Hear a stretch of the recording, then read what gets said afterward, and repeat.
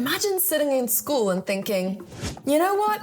I'm gonna take on the government today. Well, that's what these guys did. She was 19 when the lawsuit was filed and the oldest of 21 plaintiffs. And these guys. 6 young people from Portugal are taking more than 30 countries to court over climate change. Youth all over the world are taking their governments to court over climate inaction. It's not just kids either. Check out the Senior Women for Climate Protection. It's an intergenerational movement. And the good news is, many of them are winning. Dutch activists have won a legal battle to force government leaders to take action on climate change. Climate litigation is the new face of climate activism.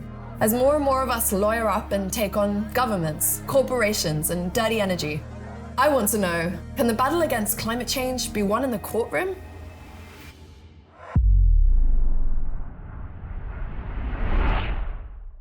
Climate activism is finally having its day in court. People all around the world are suing governments and corporations over climate change.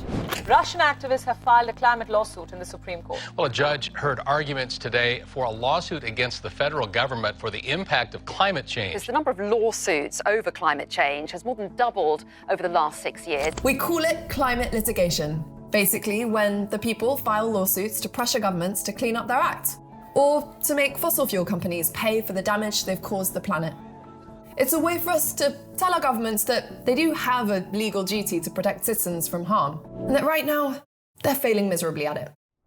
The Supreme Court capped off a week of landmark decisions yesterday by limiting the EPA's power to curb carbon dioxide emissions. It's no secret that sometimes the court has actually been used against climate action. But things are starting to change. Over 800 climate litigation cases have been filed globally from 1986 to 2014, and they've more than doubled since 2015. This is important because, well, alongside mass protests, boycotts, social campaigns, and the like, the legal system has always been key to protecting our civil and human rights. And that's the point that these activists are trying to make. Newsflash, climate change is no longer an abstract science. It's about human rights and the right to life. Because it's impossible to ignore that life is looking different for our generation and those to come. So activists are organizing, one case at a time. One of the first landmark cases was a 2015 lawsuit filed against the Dutch government by environmental group Urgenda. The group argued that the government isn't lowering carbon emissions fast enough to have a real impact on people's lives. And they freaking won. De Hoge Raad komt nu tot het oordeel dat het cassatieberoep van de staat moet worden verworpen. This was a huge moment. It was the first time a court ordered a government to reduce its national emissions. And while historically these cases have mainly been in the global north, we're starting to see more and more of them, everywhere. Remember these kids? 25 young, some were really young, Colombian plaintiffs took their government to court. They argued that their fundamental right to life and environment were threatened by the inaction to curb deforestation and meet climate targets. And they won.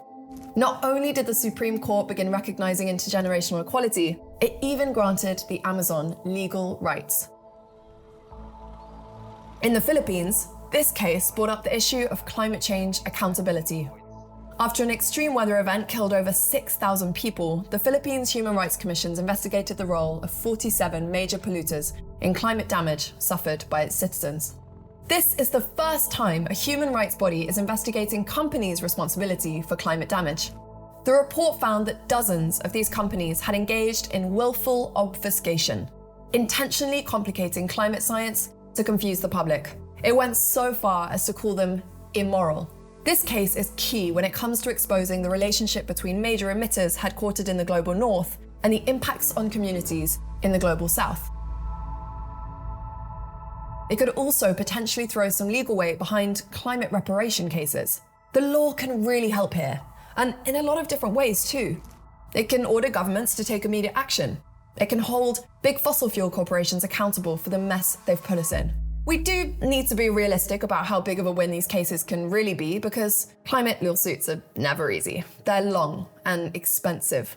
But based on how things have been going so far, they are really, really worth it. They are raising awareness, they are making governments realise citizens are taking climate inaction seriously, they are paving the way for decisions and rulemaking.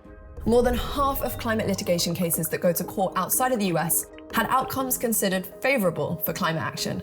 More than half. That is net positive. These are no small wins. So despite the roadblocks, it's as close as we can get to legally sanctioned mandatory action that reflects the urgency of this crisis.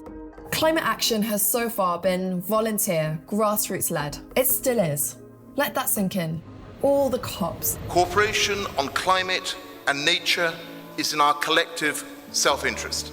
Election promises. The more Green MPs, the more chance we have to save the future. Green initiative. A new era of action. Carbon offset projects. Poke a hole and pop the seedlings inside. We are truly at the mercy of our governments and corporations. And while all forms of activism remain necessary and crucial, it's important not to lose sight of the power we have within our own legal systems to hold governments and corporations responsible for the damage they've caused. There's a case, for those of us who can, to roll up our banners, put aside our protest signs, and start brushing up on legal books. Because our next climate battleground is going to look a little less like this, and a little more like this. We are here now, and we are here today, and we are fighting for our future!